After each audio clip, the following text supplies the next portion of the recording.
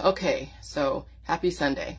So that post about sky plasma, okay, sky plasma is basically like the plasma in your blood, the clear yellowish fluid that is platelets removed from it, and all that's left is like salts and enzymes, antibodies, and other elements and minerals. So when I took that picture of the sky with all the spraying, okay, and the sun was trying to, penetrate the atmosphere, the refraction was, the colors were insane. They looked like something like you would see out of Hawaii, because Hawaii is really atmospheric. Hawaii has amazing sunsets because it's so wet and so highly precipitative, if that's even a word. And so when you think about a biodome with all of these spraying and the capturing of the heat within the biodome, and let's say over here in Ohio it's wet, and I'm thinking about like when you throw a toaster that's plugged in into a bathtub full of water, it's highly conducive. It's a conductor. So water and heavy metals are conductors, which is why you need electrolytes in your body to conduct energy to keep the systems going. So imagine when you have a highly metal environment with a lot of precipitation, okay, and you have the frequencies. Now then you can see how easy it is to make the atmosphere highly charged, to accelerate the atmosphere.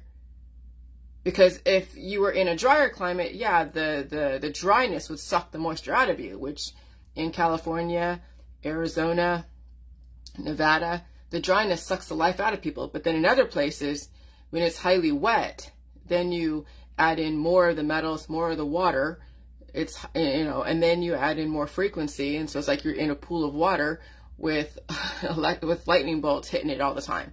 That's what they say, get out of the water when it's storming outside, when there's a lightning storm, because you might get electrocuted. So what do you think happens like maybe during the snowstorms, during the winter, or during the rain?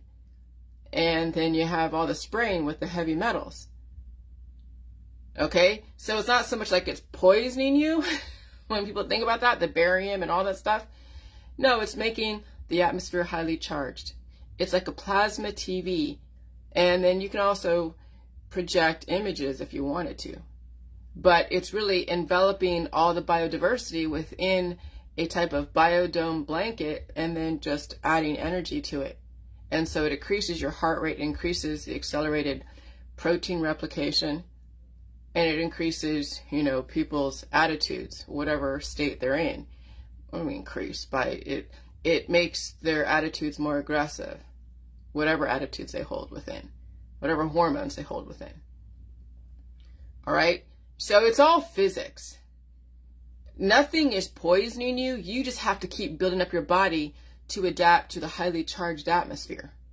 You have to not only keep eating food, but you have to rest and not use antibiotics, not to keep developing secondary antibodies that will eventually agglutinate and turn against you. Okay? And so, yeah, back in the 1950s, it has nothing to do with food as far as people's bodies. It was the lack of a highly charged atmosphere. So when you turn up frequencies in 2020, that's where all the Charles Manson cult stuff came from. The music from the 1960s and 70s, and the movies and the music, even in the 1990s and 1980s, were telling us, they were preparing us for this. So when you watch and listen to movies and music from the 1960s, 70s, 80s, 90s, and 2000s, it's almost as if they were speaking about what's going on right now. Actually, they are. The rapture, the end of the world, Hotel California. Everybody knows about that. The game is rigged. Everything is fucking rigged because it's been done before. We're just repeating history. We're actually in another repeat of history, another fall of a civilization. Like Atlantis. I mean, you're seeing Taiwan get hit with earthquakes. You're seeing typhoons hit Japan. We're here in San Francisco is sinking into the ocean.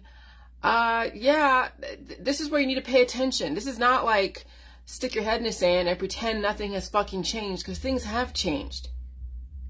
Okay, I noticed it. I'm not a conspiracy theorist. I just know that you can't tell the world what you're going to do if the world is full of traditionalists and so many different factions in politics, religion, and science.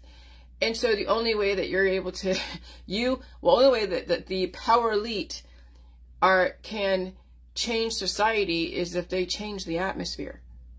And they set up infrastructure to handle the progressive decline of a civilization that, yeah, I mean, America was the last great experiment. America was developed by the Freemasons, by the Rosicrucian. We are sister cities to England, sister countries to England. We are your redheaded stepchildren that were under extreme experimentation, and yet even people in England are under experimentation. But do I see the frequencies and the issues up there in Switzerland? I'm looking at Switzerland. Like, I have someone on my Facebook that's from Switzerland, a lady that's in Ukraine that runs a bunch of women's organizations all over Europe, and it's like their food, their whole environment, the buildings, her life looks like it's like I don't say perfect, but they aren't dealing with such vast amounts of frequencies and spraying. I mean, it's like looking at the Garden of Eden over there in Switzerland. But then other places, we have biodomes, higher frequencies. There's like a Hunger Games. It's like here in America, we're under a Hunger Games. We're under a biodome. Even in Japan, they're doing the same thing. Other countries are under the same thing. It's pretty crazy. I'm just like, I can handle it because I know what's going on. I know what I have to do to deal with the biodome that I'm in. That's what that movie, Bubble Boy and Biodome, because we're all under different biodomes. And they're all based upon the atmosphere and the weather and the climate that people are sort of used to, but then things are gradually changing. California and the West Coast are going to get more of the wetness, and then they have spray-on stucco homes.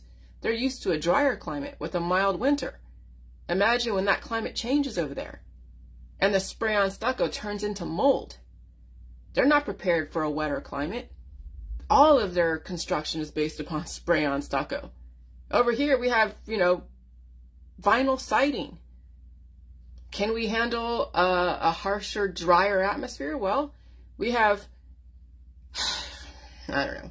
I don't know if it'll be drier over here in the Northeast, but we'll definitely see cold, cold winters and really hot and wet summers and a lot more frequencies. But this is where you must pay attention that even your atmosphere is going to change, which means you have to almost change and anticipate even the change in your construction of your home. This is for you, John, too, because you may have to start looking at that as far as your construction stuff. And so it's just interesting to watch, but it just hit me when I was out the side with my dog, and I'm like, shit, parts per million, when you have so many molecules and atoms are so close together, and then you put frequencies, then it's like the inverse square law. The closer the atoms and all the different parts per million are closer together, the higher the frequency, the more aggressive the electrostatic type of situation is going on. And then when you're enveloped in that type of atmosphere, then your heart's going to be affected. All of your electrical systems are going to be affected when you're in a highly charged atmosphere, of course. And so, yeah, if the wetter that it is, the wetter the climate, the more of the metals that are in the air, it's highly charged. And so, no, it's not poison. It's just now you'll be subject to the electrical impulses of the frequencies. That's fucking insane. That's pretty crazy. And it's going to accelerate people's aging process. It's going to accelerate the replication of their cancer, disease, and chronic illness and autoimmune disorders too. And so, as long as you know this, and you're going to have to now adapt to that type of acceleration of the frequencies and the parts per million of whatever that's in your atmosphere that you can't see. Well, you can kind of see it, but then, like I showed you, the sky plasma, you see it and then it disappears. It becomes your environment. All right, bye. Happy Sunday.